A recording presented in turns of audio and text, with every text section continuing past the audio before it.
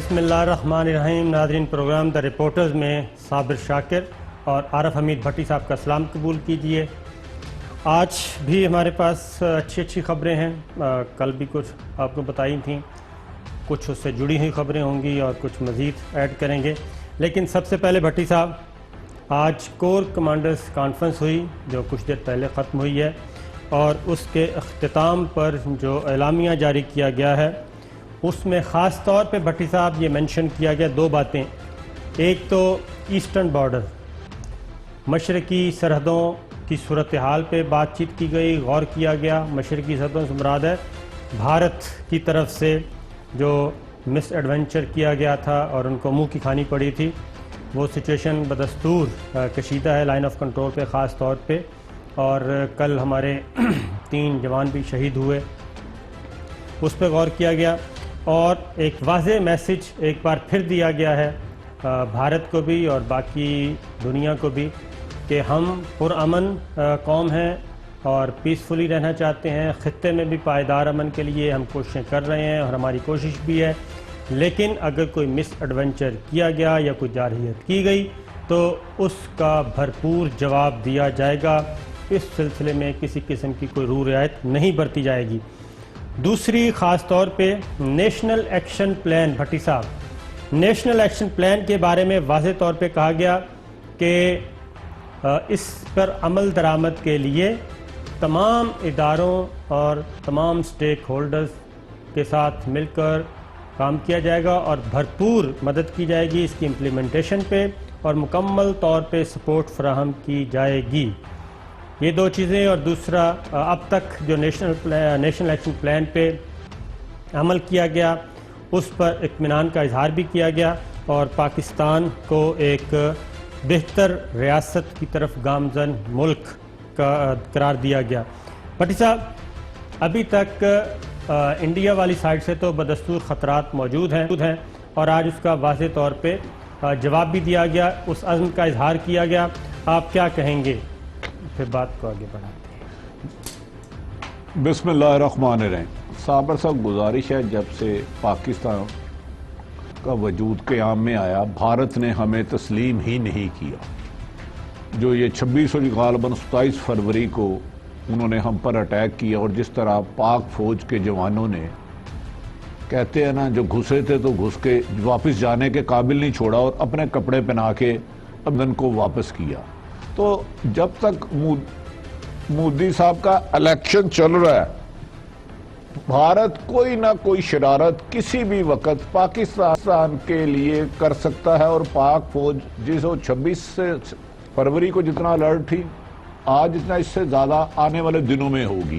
انہیں پتا ہے دشمن مکار ہے، اور کچھ دانستہ یا غیر دانستہ پاکستان میں ان کے اعلیٰ کار بھی ہیں. جیسے ہی آپ نے نیشنل ایکشن پلان کا کہا، آج کل سب سے زیادہ فوکس پاکستان میں نیشنل ایکشن پلان اور معاشی دہشت گردوں کے خلاف کیا جا رہا ہے.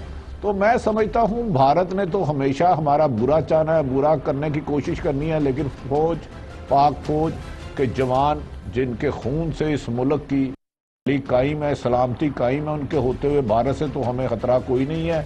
کور کمانڈرز میٹنگ میں بھی زیادہ تر فوکس یہی کیا گیا کہ کس ویک ایریے میں بھارت شرارت کر سکتا ہے، ان کو مزید مضبوط کیا جائے، اور شرارت کرنے کی صورت میں پاکستان کہاں پر بھرپور جوابی کارروائی کی اہلیت رکھتا ہے اس کا بھی عزم کیا گیا. تو میرا خیال ہے کہ مجھے تو بھارت سے نہ پہلے کبھی خطرہ نظر آ رہا تھا، اور صابر صاحب آخری الفاظ نہ اب ہے، الحمدللہ پاکستان محفوظ ہاتھوں میں ہے. بالکل بھٹی صاحب، میں کچھ چیزیں ایڈ کر دوں کہ اس میں پچھلے دنوں کچھ روز پہلے بنگلہ دیش کا قومی دن تھا. تو بنگلہ دیش کے قومی دن کے موقع پہ انڈین ہائی کمشنر اجے بساریہ جس وقت اسلام آباد میں تعینات ہیں، ان سے بات چیت ہوئی میری، اور انہوں نے کہا کہ اب بڑی جنگ کا کوئی خطرہ ٹل چکا ہے. اور اس کی ریزن میں آپ کو بتا دوں کہ جب ہم نے پوچھا کہ الیکشن کون جیت رہا ہے انڈیا میں، کیا سروے آیا ہے، تو انہوں نے کہا تازہ ترین جو سروے ہے اس میں حکمراں اتحاد جو ہے، جس کو NDA کہتے ہیں، وہ لے جائے گا، آرام سے حکومت بنانے کی پوزیشن میں ہوگا. تو اس سے اندازہ یہی ہوتا ہے کہ جو مودی سرکار اور وہاں کی اسٹیبلشمنٹ جو چاہ رہی تھی ایک ایڈونچر مس ایڈونچر کر کے، گو کہ ان کو عبرتناک شکست بھی ہوئی، جواب میں ملا، سبکی کا سامنا بھی کرنا پڑا، وہ ہدف جو ایک پروپیگنڈے کے ذریعے انہوں نے حاصل کر لیا مودی سرکار نے اور وہاں کی اسٹیبلشمنٹ نے، اور ان کا بنیادی مقصد یہی تھا کہ کسی بھی طریقے سے مودی کی جو صورتحال ہے، سیاسی صورتحال انتخابات میں، اس کو فائدہ پہنچایا جائے۔ تو ان کی جو گفتگو تھی انڈین ہائی کمشنر کی، تو انہوں نے کہا کہ این ڈی اے جو ہے وہ آرام سے جیت جائے گا اور اپنی سرکار بنا لے گا، حکمراں اتحاد بی جے پی اور اس کا اتحاد کا نام این ڈی اے ہے۔ تو البتہ انہوں نے کہا کہ دونوں طرف اپنا تو انہوں نے کر لیا کہ دونوں طرف، انڈیا اور دونوں طرف دہشت گردی کے حملوں کا خطرہ موجود ہے، تو اس لیے مجھے نہیں لگتا کہ اب وہ کوئی بہت بڑا اٹیک کریں گے۔ اس کی ریزن یہ ہے کہ اگر اٹیک پڑ گیا، ان کے گلے پڑ گیا جیسا کہ پہلے ہو چکا ہے، تو ایسی صورت میں مودی کو بہت زیادہ، بی جے پی اور نریندر مودی کو بہت زیادہ سبکی کا سامنا کرنا پڑے گا اور سیاسی نقصان بہت ہوگا۔ اس لیے مجھے اندازہ یہی ہے کہ اب شاید اس طرف نہ جائیں، البتہ جو لائن آف کنٹرول پہ حرکتیں کر رہے ہیں، کل بھی ہمارے 3 جوان شہید ہوئے، وہ ضرور ہے۔ جی صابر صاحب، میں عرض کرنے لگوں، آپ نے تو بھارتی سفیر کی بات سن لی۔ جنگ ہوتی ہے، بڑی چھوٹی نہیں، جب ایک دفعہ سٹارٹ ہو جائے اور اس کو 1-2 دن لگ جائے، جیسے پرائم منسٹر یا پاکستان کی فوج نے کہا تھا کہ ہم امن کے دائی ہیں، امن کے لیے بالکل کام کریں گے، لیکن اگر جب آپ نے جواب دیا اور جنگ شروع کر دی تو ختم کہاں ہوگی یہ ہمیں بھی نہیں پتا اور آپ کو بھی نہیں پتا، اور میں سمجھتا ہوں وہ اب تک حالات ویسے ہی ہیں۔ لیکن وہ 26 اور 27 کو بھارت کو جو انٹرنیشنل طرح پر، سفارتی سطح پر، جنگی سطح پر، اخلاقی سطح پر اور ان کے اپنے ملک میں اٹھنے والے سوالات نے ان کا مورال خاصی حد تک نیچے کر دیا ہے۔ جو ان کے ذہن میں تھا کہ پاکستان ترنے والا ہے، میرا خیال ہے وہ غلط فہمی نکل گئی ہے۔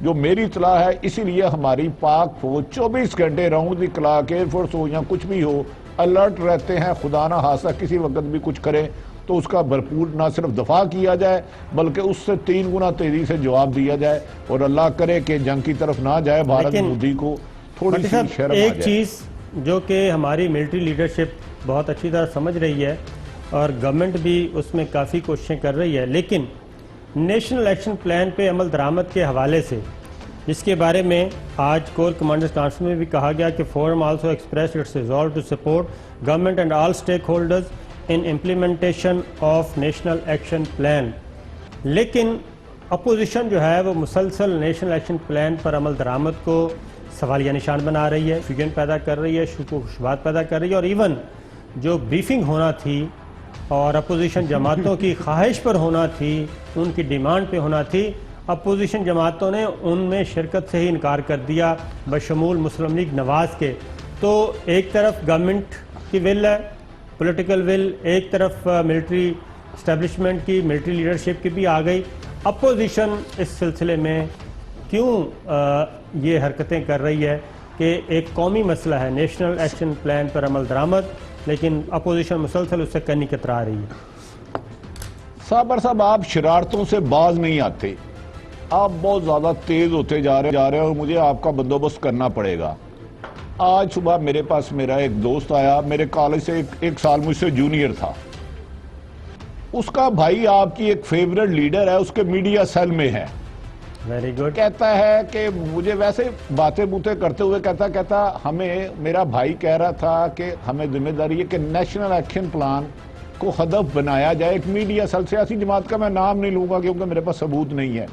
تو دیکھیں، وہ پاکستان میں جیسے جیسے امن آئے گا، دہشت گردی ختم ہو گئی، معاشی دہشت گردوں کو ہاتھ پڑے گا، تو ملک میں افراتفری پیدا کرنے کے لیے، جو آپ نے کہا نا پاکستان میں دہشت گردی بھی ہو سکتی ہے، تو بد نصیب ہیں وہ لوگ جو سمجھتے ہیں کہ ان کے پاس حکومت چلے گئی تو پاکستان کا وجود ضروری نہیں ہے، اس کے لیے اگر ہم نہیں ہیں تو سب کچھ ختم کر دیا جائے۔ یہ ان کی خواہش تو ہو سکتی ہے، ان کے میڈیا سیل کی ایفرٹس بھی ہو سکتی ہیں، ضرور کریں۔ تو بہرحال کوئی بات نہیں، میرا خیال ہے اپوزیشن جو مرضی کر لے۔ آپ دیکھیں اس ایشو پہ پیپلز پارٹی اور نون لیگ ایک ہو چکی ہے، اور یار کل کے بچے، جو کوئی 22-23 سال کا بچہ ہے، وہ میرا کالج فیلو ہے، مجھ سے 1 سال جونیئر تھا، آپ ان کے بچوں میں کیا ذہن گھور رہے ہو بھائی؟ کیوں زہر ڈال رہے ہو؟ آپ اپنی مخالف سیاسی جماعتوں میں جو مرضی بحث کرو، ان کو لان تان کرو، اچھا کہو برا کہو۔ آپ نے معاشی دہشت گردی کا ذکر کیا اور معاشی دہشت گردوں کا کیا، تو بھٹی صاحب آج پھر پیپلز پارٹی کے لیے، زرداری صاحب کے لیے، پیپلز پارٹی تو نہیں کہنا چاہیے، زرداری صاحب کے لیے اور ان کی فیملی کے لیے، ان کے دوستوں کے لیے آج کوئی اچھی خبر نہیں تھی۔ سندھ ہائی کورٹ نے آج بینکنگ کورٹ کی فیصلے کے خلاف اپیل بھی ان کی خارج کر دی، جس میں فاروق چنائک صاحب نے موقف اختیار کیا تھا کہ یہ مقدمات اسلام آباد ٹرانسفر نہ کیے جائیں۔ آج بینکنگ کورٹ نے، سندھ ہائی کورٹ نے بینکنگ کورٹ کا فیصلہ برقرار رکھا اور فیصلے کے خلاف زرداری صاحب، فریال تالپور اور دیگر کی درخواستیں خارج کر دیں۔ اب مقدمہ جو ہے وہ بڑھ رہا ہے بھٹی صاحب، ریفرنس کی سماعت شروع ہونے کو ہے، کیونکہ آج نیب ایگزیکٹو بورڈ کا اجلاس بھی تھا اور اومنی گروپ کے چیف ایگزیکٹو عبدالغنی مجید کے خلاف کرپشن کا ریفرنس منظور کر لیا گیا۔ ریفرنس میں جعلی اکاؤنٹس اور سرکاری زمین ہتھیانے کا الزام ہے۔ عبدالغنی مجید اور دیگر ملزمان نے قومی خزانے کو 1 ارب 42 کروڑ روپے کا نقصان پہنچایا۔ تو بھٹی صاحب یہ تو آہستہ آہستہ زرداری صاحب اینڈ کمپنی کے لیے صورتحال مزید گھمبیر ہوتی جا رہی ہے، اور جو انہوں نے پولیٹیکل بلیک میلنگ کا سلسلہ شروع کیا تھا وہ تو ان کے کام نہیں آ رہا۔ دیکھیں صابر صاحب، جب بکرے کی گردن پر چھری پھیری جائے تو کب کپاتا ہے، ہاتھ پاؤں زور سے مارتا ہے کہ کسائی ڈر کے بھاگ جائے، لیکن بکرے کو ذبح ہونا ہے۔ عبدالمجید صاحب، آپ نے ابھی کیا نام لیا کن صاحب کا؟ عبدالمجید پورا نام کیا لیا آپ نے؟ عبدالغنی مجید، اومنی گروپ۔ عبدالغنی مجید صاحب، یہ تو ایک پیادے تھے نا، اس گینگ کا اصل سربراہ کون ہے؟ مجھے یہ بتا دیں، ان کا نام بتا دیں۔ آصف علی زرداری صاحب کا کہا جاتا ہے کہ یہ ان کے فرنٹ مین تو بظاہر یہی وادی النظر پہ الزام یہ ہے کہ اس گینگ کے سربراہ بینیفیشری محترم آصف علی زرداری صاحب ہے۔ تو آپ کیا سمجھتے ہیں جب بھی کوئی لٹیرا پکڑا جاتا ہے، مال لوٹتا ہوا مبینہ الزام ہوتا ہے، جیسے آپ کو پتا ہوگا محترم میاں نواز شریف صاحب کی جی آئی ٹی بنی، کمپلیٹ ہوئی، تو اس وقت مسلم نون کا نیریٹو کیا تھا؟ آج وہی نیریٹو سیم اٹھا کے آپ نے پیپلز پارٹی کے پاس رکھ دیا ہے، کیونکہ وہ بھی جانتے ہیں کہ آنے والے دنوں میں وہ دن ہفتوں میں بدل سکتے ہیں یا ہفتر مہینوں میں، لیکن میرا خیال ہے سالوں میں نہیں بدلیں گے۔ سالوں میں بدلیں گے تو پھر سمجھو پھر کوئی این آر او کی امید ہے۔ تو میرا خیال ہے وہ اس قسم کا سندھ کارڈ کھیلنا، جمہوریت کو خطرہ، 18ویں ترمیم بیچ میں، یہ ساری چیزیں لائیں گے، لیکن یہ پیپلز پارٹی کے خلاف کارروائی نہیں ہو رہی، ان بندوں کے خلاف ہو رہی ہے جو پیپلز پارٹی، بے نظیر و ذوالفقار علی بھٹو کی پارٹی کو کرپشن میں دبانا چاہ رہے تھے۔ تو میرا خیال ہے اگر یہ کارروائی کراس دی بورڈ ہوتی ہے تو پیپلز پارٹی مزید بہتر ہوگی، اگر ان کی کرپٹ لیڈرشپ پکڑی جاتی ہے تو جن پہ مبینہ الزامات ہے۔ بھٹی صاحب، دبئی میں آج 2 خبریں چلیں دبئی سے۔ ایک تھی کہ اومنی گروپ کے چیف فائنینشل افسر عارف خان انٹرپول کے ذریعے گرفتار کر لیا گیا ہے اور دبئی میں ان کو گرفتار کیا گیا ہے۔ یہ خبر تو سچ ثابت ہوئی، لیکن ایک اور خبر تھی، وہ تھی کہ اویس مظفر ٹپی جو منہ بولے بھائی تھے آصف علی زرداری صاحب کے، ان کے بارے میں پہلے یہ خبر چلی کہ ان کو بھی دبئی میں گرفتار کر لیا گیا انٹرپول کے ذریعے، لیکن بعد میں پتہ چلا کہ نہیں، وہ گرفتار نہیں ہوئے بلکہ وہ اپنے گھر پہ ہیں۔ اور پھر ایک اور خبر چلی، وہ یہ تھی کہ رات وہ گرفتار ہوئے تھے، صبح ان کو چھوڑ دیا گیا کوئی کال شال کے آنے پہ۔ تو اس پہ گورنمنٹ کی طرف سے بھی کوئی رسپانس نہیں آیا، کسی بھی طرف سے کوئی تردید، اور آپ کو بھی پتہ ہے اویس مظفر ٹپی صاحب کا۔ لیکن بلاول بھٹو صاحب نے آج پریس کانفرنس میں خاص پہ اویس مظفر ٹپی کے بارے میں اظہار خیال کیا، کن الفاظ میں ذرا سنیے۔ اویس مظفر کی سوال ہے، میرا کوئی رابطہ نہیں رہا ہے اویس صاحب سے 1-2 سال سے، لیکن جہاں تک مجھے پتا ہے یہ جو خبر ہے یہ جھوٹا خبر تھا، غلط خبر تھا۔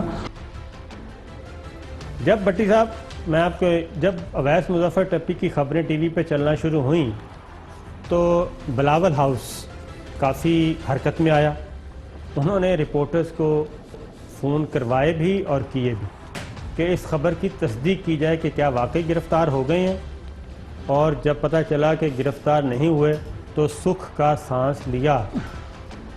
یہ کیا اچھا، میں صابر صاحب عرض کرنے لگا ہوں. میں عرض کر رہا ہوں، مظفر ٹپی کو جب زرداری صاحب نے میاں نواز شریف صاحب سے ملاقات کرائی تھی تو نواز شریف صاحب کے قریبی لگ کر انہوں نے کہا میرا چھوٹا بھائی ہے. دوسری میں گزارش کرتا ہوں کہ بلاول صاحب نے جو فرمایا، عزیر بلوچ گرفتار ہوا تھا تو پہلے خبر غلطی سے مجھ سے ہی دلائی گئی، خبر دی گئی کہ گرفتار ہو گئے، لیکن اس کی گرفتاری شو نہیں کی گئی. عابد باکسر کو گرفتار کیا گیا، گرفتار کر کے پاکستان بھی آ گئے، گرفتاری کو شو نہیں کیا گیا. اسی طرح بہت ساری اسٹریٹجی ہوتی ہیں کس وقت کو کس وقت استعمال کرنا ہے. میرا خیال ہے یہ خبر بالکل بے سود نہیں ہے.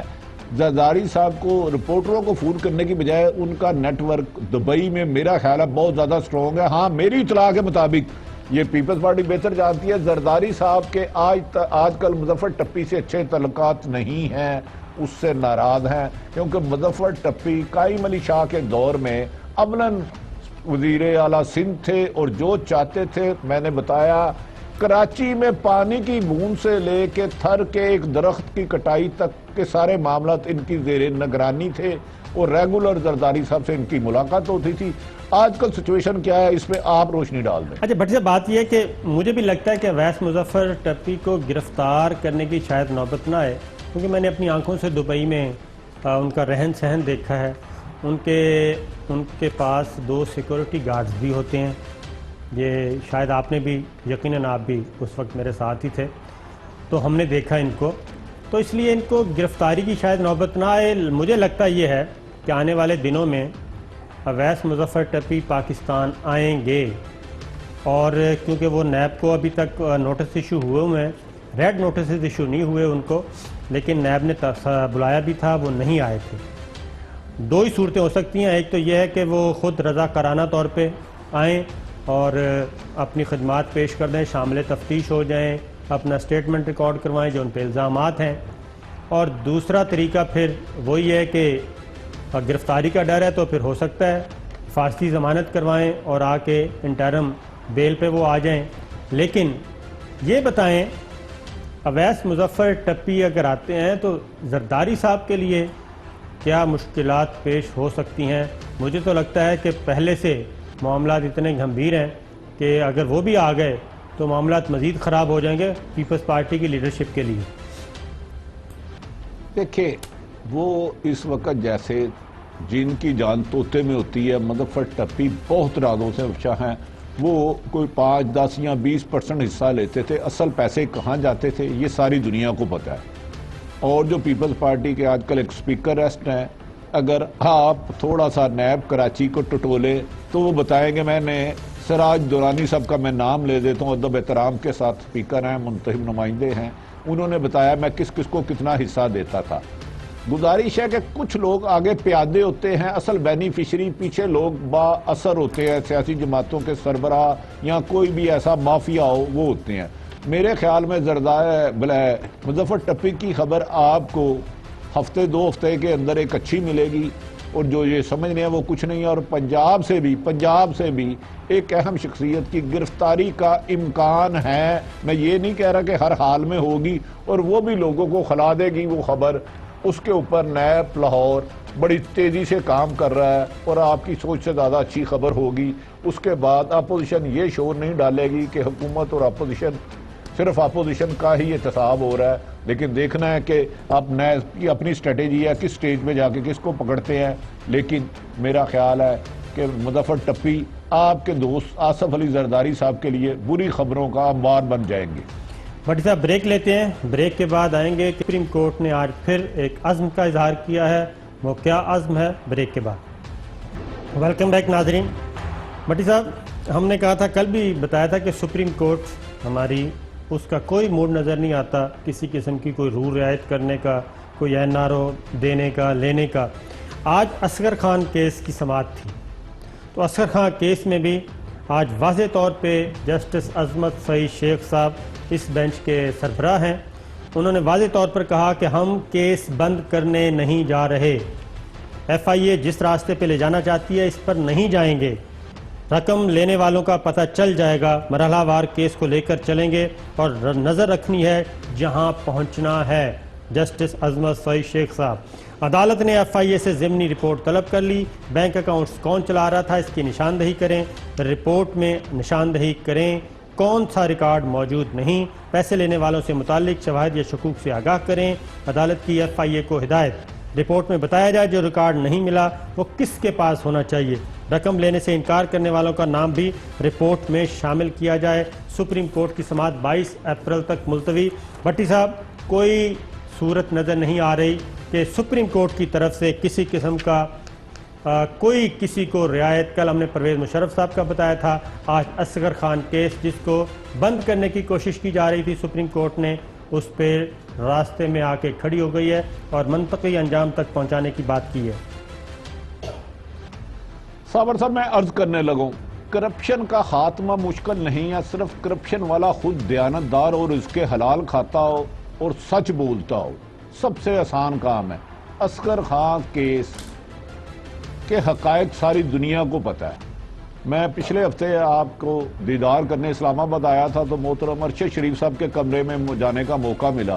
وہ 62 ارشد شریف جیسے لوگ جب تک ہے نا یہ مافیا کو چین سے نہیں لگانے دیں گے. Asghar Khan case file, 1 avenue file, میفیل فلیٹ فائل, فلاں فائل, 1000 فائلیں تو اس کمرے میں دیکھ کے آیا ہوں اور جس کمرے میں ہر ایک کے ڈاکومنٹ موجود تھے. دیکھیں جب حکومتی سطح پر جو ذمہ دار لوگ ہیں جو ڈیسیژن پاور رکھتے ہیں وہ فیصلہ کر لے کہ کسی کرپٹ کو کسی ظالم کو اس کے جرم کی سزا دینی ہے تو جتنا مرضی وہ چلاک کر لے. ٹائم ڈیلے تو کر سکتا ہے. آج سپریم کورٹ کے یہ ریمارکس بھی بڑے خوش آئین ہیں جبکہ ایک آدمی جا کے خود کہتے ہیں ایویڈیوٹ دے رہے ہیں کہ ہم نے فلاں آدمی کو پیسے دیے. تو بھائی اس میں کون سی بات ہے؟ انویسٹیگیشن کر لے, اچھی طرح کر لے. اس کیس کو بند کرنے کی کیا ضرورت ہے؟ یہاں الزام لگانے والا جھوٹا ہے, یہاں پیسہ لے کے مکرنے والا جھوٹا ہے. کیونکہ کرپشن کی رسید تو ہوتی نہیں. ادھر تو بڑے بڑے امام مسجد ریٹرن ایگریمنٹ کر کے جاتے ہیں مدینے اور مکے میں, کہتے ہیں ہم نے کرپشن کی نہیں, ہمیں پتہ ہی نہیں کرپشن ہوتی کیا ہے. NRO لیتے ہیں کہتے نہیں ہیں. بات یہ ہے آپ کے دوست بات یہ ہے کہ اصغر خان کیس میں پیسے دینے والے بھی موجود ہیں, لینے والے بھی موجود ہیں, سب تسلیم کر چکے ہیں اور جنہوں نے پیسے لے کے واپس کیے وہ بھی موجود ہیں. سیدہ عابدہ حسین وہ اس کی چشمدید گواہ ہیں. ایک چیز دوسری بات بھٹی صاحب آپ آگے چلتے ہیں. پاکستان پیپلز پارٹی کے اندر یہ بحث شروع ہو گئی ہے کہ ہم مسلم لیگ نواز کے ہاتھوں اور خاص طور پہ نواز شریف اور شہباز شریف کے ہاتھوں برے طریقے سے استعمال ہوئے. انہوں نے ہمیں استعمال کیا اور استعمال کرنے کے بعد اپنے لیے راستہ ہموار کیا اور اپنے لیے آسانیاں پیدا کرنے کے لیے وہ مکہ کی طرف جا رہے ہیں. اور شاید یہی وجہ ہے کہ ابھی تک بلاول بھٹو صاحب ان کی خیریت دریافت کرنے نہیں گئے. اور کیا کہتے ہیں بلاول بھٹو صاحب, ذرا سنیے. میاں صاحب کا ابھی علاج چل رہا ہوگا. ایک تو میرا کوئی امیڈیٹ پلانز نہیں ہے وزٹ کرنے کے لیے, لیکن بالکل بن سکتے ہیں, میرا کوئی اعتراض نہیں ہے. میں سمجھتا ہوں کہ اپوزیشن جماعتوں کو مل بیٹھ کر بات کرنا چاہیے. بھٹی صاحب مل بیٹھ کے بات کرنی چاہیے لیکن میرا بھی کوئی ارادہ نہیں ہے. صابر صاحب آپ نے وہ مثال سنی ہوگی نا, ایک کمی چلے جاتا ہے چودھری کے گھر میں اور کوئی خواہش کا اظہار کرتا ہے. جیسے بھی وہ خواہش کا اظہار کرتا ہے وہ اس کو مارنا پیٹنا شروع کر دیتا ہے. وہ بیچارہ نیچے گرتا ہے وہ پاؤں سے مارتا ہے, ٹھوکرے مارتا ہے, تھپڑ چپڑ مارتا ہے, اٹھتا ہے تو کہتا ہے چوئی صاحب پھر اسی نہ ہی سمجھیے. یہ تو میں نے ایک مثال دے دی. دیکھیں بلاول صاحب جب اس وقت نواز شریف کے پاس جیل میں گئے اس وقت تک آثار تھے کہ میاں نواز شریف صاحب کی بیل نہیں ہو رہی اور وہ جو ٹرین مارچ کر رہے ہیں یا حکومت کے خلاف احتجاج کا پروگرام بنا رہے ہیں, نون لیگ اس کا حصہ بن جائے گی. اور میں اس کو آپ کو خبر دیتا چلوں, اس میں ان کی اس پلاننگ اور سازش کو ناکام کرنے میں بہت زیادہ شہباز شریف صاحب کا حصہ ہے. وہ نواز شریف صاحب بھی چاہتے تھے کہ موومنٹ چلائی جائے, مریم صاحبہ بھی چاہتی تھی, لیکن شہباز شریف صاحب کو کچھ امکانات تھے تو لہذا اب یہ ان کے پاس نہیں جائیں گے. اگر جائیں گے بھی تو میری اپنی انفارمیشن ہے کل کو ان کی اپنی اسٹریٹجی بدل جاتی ہے تو نون لیگ فی الحال پیپلز پارٹی کے احتجاج کا یا ملک کے خلاف کوئی موومنٹ چلانے کا حصہ نہیں بنے گی, کیونکہ ان کے لیے کچھ اچھا وقت آنے والا ہے. آپ کے بیرون ممالک کے دوست بڑا اچھا رول ادا کر رہے ہیں. اگر وہ خود وزیر اعظم پاکستان فرما چکے ہیں کہ لوٹا ہوا پیسہ واپس دے دیں تو میری کسی سے ذاتی اختلاف تو نہیں ہے, دیتے ہیں تو چلے جائیں, 100 دفعہ چلے جائیں. اچھا, آپ نے کہا کہ فی الحال اس کا جواب بھی دیا ہے. بلاول نے کہا ہے کہ ہمارا پتہ نہیں تحریک وحریک چلانے کا, ذرا سنیے. ابھی تک کوئی تحریک چلانے کا کوئی پلان نہیں ہے. رابطہ ہمارا ہے. ہر پارلیمان میں جو اپوزیشن کا جماعت ہے ان کے ساتھ ہمارا پارلیمانی فورم پہ رابطہ ہے. بھٹی صاحب, میں آپ کو اب ایک خبر بھی چھوٹی سی دے دوں. پیپلز پارٹی کے اندر اس پہ کافی بحث ہوئی کہ انہوں نے کہا کہ بلاول بھٹو کو جیل بلوایا گیا اور یہ میسیج دیا گیا تھا کہ ہم مل کے ایفرٹ کریں گے اور ایک بھرپور اپوزیشن تیار کرتے ہیں. بلاول صاحب چلے گئے اور پیپلز پارٹی کے اندر مخالفین بھی موجود تھے اس رائے کے. چودھری اعتزاز احسن صاحب ان کے بالکل سربراہ تھے اس گروپ کے, اس سوچ کے.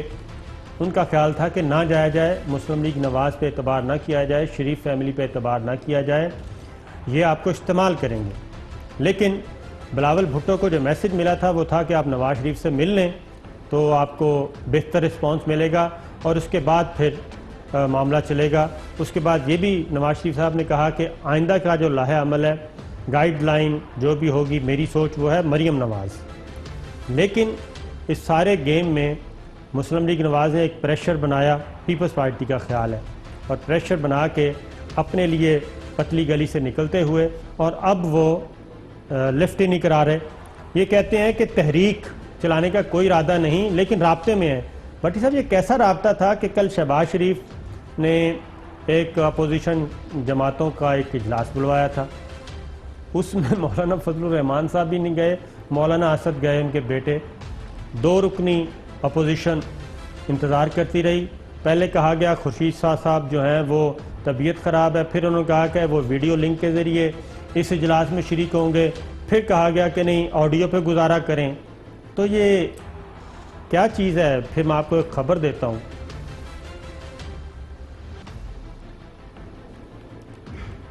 بھٹی صاحب آواز نہیں جی سر. جی. اچھا صابر صاحب, گزارش یہ ہے کہ میں نے آپ کو گزارش کی ہے کہ دونوں جماعتیں کرپشن کی دلدل میں سب گردن سے اوپر تک آ گیا ہے, ناک تک آ گیا ہے. یہ کسی بھی موومنٹ چلانے کی پوزیشن میں نہ تھے نہ ہیں. تھریٹ ضرور کریں گے, دھمکیاں دیں گے, پنجاب کارڈ, سندھ کارڈ, 18ویں ترمیم, یہ کالندم تنظیموں کا ذکر کریں گے. لیکن بیچ میں ہی دونوں جماعتوں کے کچھ لوگ یہ کہتے ہیں بھائی اگر جس نے پیسہ کھایا ہے, یہ سیاسی جماعتوں کے خلاف تو احتساب نہیں ہو رہا, چند لوگوں کو بلایا جا رہا نا. 350 پونے 400 کا ایوان ہوتا ہے. اگر 8-10 بیچ میں لٹیرے ہیں, گندے لوگ ہیں جن پہ کرپشن کے ایلیگیشن ہے, وہ جا کے سیو کرے. اگر صاف ہوئے ہوں گے تو واپس آ جائیں گے.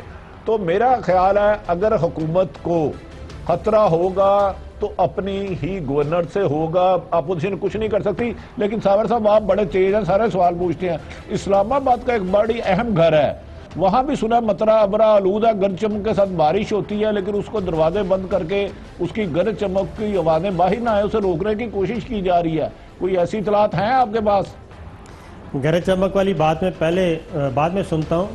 بٹ صاحب میرے پاس خبر یہ ہے کہ پیپلز پارٹی کے اندر بھی اب یہ گفتگو شروع ہو گئی ہے. بلاول ہاؤس میں پیپلز پارٹی کے اندر زرداری صاحب نے کہ اپنے لیے آسانیاں پیدا کی جائیں, اور یہ صرف شریف فیملی کو ہی کیوں حق حاصل ہے کہ وہ ہر دفعہ 2 نمبری کر کے نکل جائیں, تو کیوں نہ ہم بھی بات چیت کر کے دیکھیں اور اس کو پلی بارگین کہیں, اس کو رقم کی واپسی کہیں, اس کو رضاکارانہ واپسی کہیں, جس کو وی آر کہا جاتا ہے, نیب آرڈیننس کے تحت رضاکارانہ رقم کی واپسی. اس طرح کی چیز اب پیپلز پارٹی میں بھی شروع ہو چکی ہے. یہ خبر ہے بھٹی صاحب. صابر صاحب آپ زیادہ شرارتی اور سمجھدار نہ بنیں. میں نے آپ سے ایک سوال کیا تھا, ٹال دیا. میں آپ کو اس بات کا جواب دیتا ہوں جو آپ کہہ رہے ہیں. آپ کا کیا خیال ہے, آصف علی زرداری کے صاحب کے خلاف ایویڈنس نہیں ہے انہیں ریسٹ کرنے کے لیے؟ نیب کے پاس بہت زیادہ ڈاکومنٹس نہیں ہے, کیوں لینتھی کیا جا رہا ہے؟ کیا زرداری صاحب کی خواہش نہیں کہ وہ کھلی فضا میں رہے, وہ سٹریس کا مریض نہ بنے جیل میں جا کے؟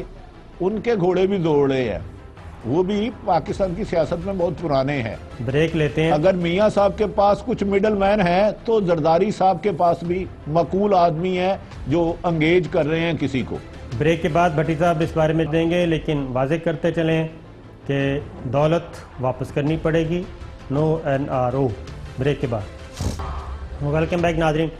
بھٹی صاحب، ایک طرف ہم دیکھتے ہیں کہ پاکستان کامیابیاں حاصل کر رہا ہے. ابھی کچھ دیر پہلے امریکی وزیر خارجہ پومپیو کا شاہ محمود قریشی، ہمارے وزیر خارجہ، ان کو ٹیلی فون پہ آیا. ان پہ یقیناً راز و نیاز کی باتیں بھی ہوئی ہوں گی، اور شاید پتہ نہیں شرمندگی کا اظہار کیا ہے کہ نہیں کیا جو پلوامہ ڈرامہ کیا اور پاکستان کو گھیرنے کی کوشش کی. لیکن سفارتی سطح پہ، خارجہ پالیسی کی سطح پہ پاکستان نے بہت گین کیا. دوسری جانب بھٹی صاحب، اکانومی بدستور اسد عمر صاحب کے کنٹرول میں نہیں آ رہی. وہ ابھی تک کوئی معاشی پالیسی ایسی نہیں دے سکے. روپے کی قدر دن بدن گرتی جا رہی ہے. اس کے بعد ادویات کی قیمتوں میں بھوش ربا اضافہ، لوگ بل بلا رہے ہیں. مافیاز حکومت کے، حکومتی وزارتوں کے کنٹرول میں نہیں رہے. مہاتیر محمد صاحب ملائیشیا کے وزیر اعظم پاکستان آئے ہوئے تھے، 23 مارچ کے موقع پہ مہمان خصوصی تھے.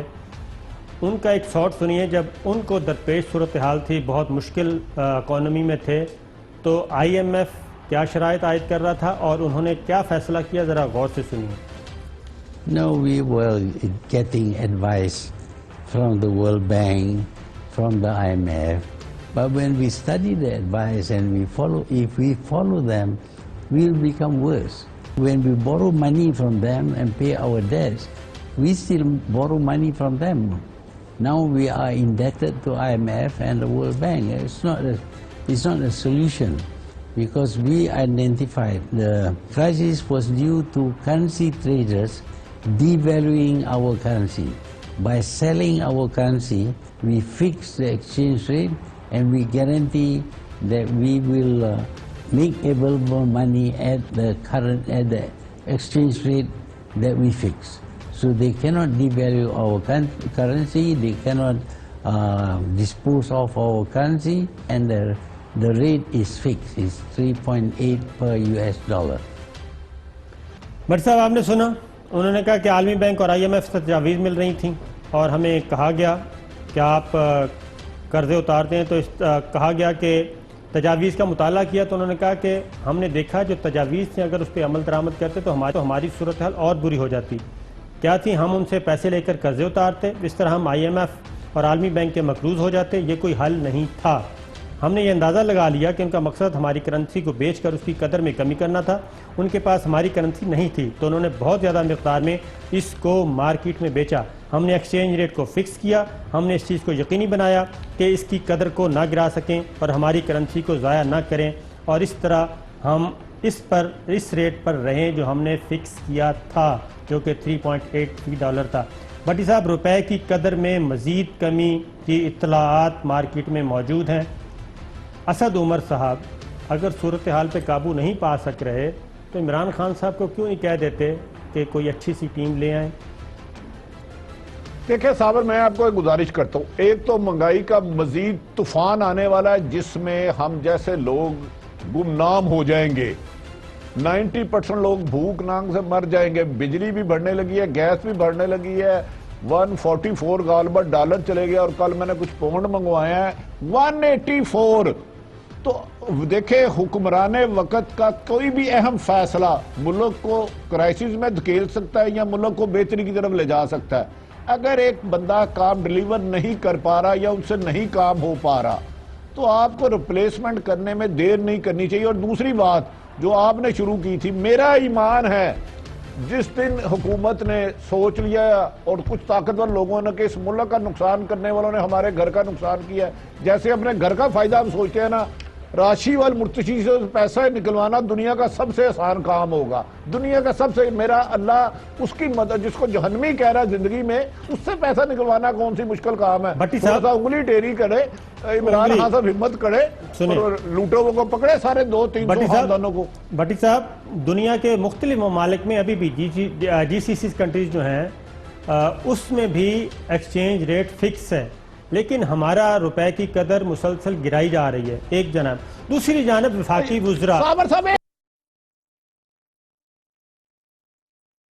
آپ نے خوشحال دیکھا ہے وہ سود بڑھتا جاتا ہے، سوال جیسے پیدا نہیں جیسے ہوتا۔ سود لیے جاتا ہے اس کی نسل در نسل نیچے آ جاتی ہے، سود میں بڑے سخت سزائیں ہیں۔ سوال ہی تو پیدا میرا نہیں ہوتا۔ خیال ہے اکانومی بہتر کرنی چاہیے، ٹیکس کلیکشن میں ہم سب کو پاکستان کا پاکستانی بن کے سوچنا چاہیے، اور اسد عمر کی ریپلیسمنٹ شاید وقت کی ضرورت ہوتی جا رہی ہے، لیکن تاہم فیصلہ یہ وزیر اعظم نے کرنا ہے، وہ بہتر جانتے ہیں۔ سر آئی ایم ایف کی شرائط آپ جتنی بھی مرضی مانتے جائیں گے وہ مزید آپ پہ شرائط عائد کرتے جائیں گے، قرضہ لے کر قرضہ اتارنا کوئی پالیسی نہیں ہے، آپ اپنے اخراجات کم کریں، ٹیکس جنریٹ کریں، اور یہ سب کچھ آسانی سے ہو سکتا ہے۔ دوسری جانب بھٹی صاحب وزراء جو ہیں وہ آپس میں لڑ رہے ہیں، شاہ محمود قریشی صاحب، جہانگیر ترین صاحب، اسد عمر صاحب اور فواد چودھری صاحب، یہ سب کچھ، تو یہ ان پہ کنٹرول نہیں ہے۔ 30 سیکنڈ رہ گئے ہیں، پروگرام کا وقت ناظرین ختم ہو گیا، کل سے سلسلہ شروع کریں گے، اجازت دیجیے، اللہ حافظ۔